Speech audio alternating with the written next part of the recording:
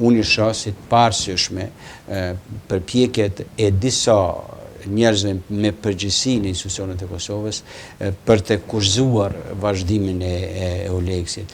Unë mendoj që nuk është çështja që ta kurzojmë EULEX-in.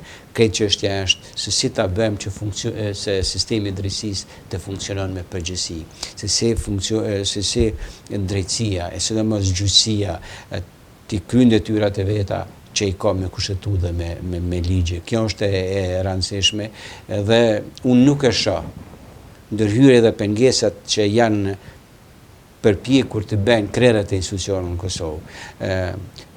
Kanë mbrojt interesin e Republikës Kosovës apo interesin e qytetarëve të Kosovës. Unë e shoh si një përpjekje këtyre njerëzve për të mbrojtur grupe të caktuar njerëzish, nëse jo vetveten, por gjithsesi e kanë damtuar dhe kështu damtohet interesi i vendit.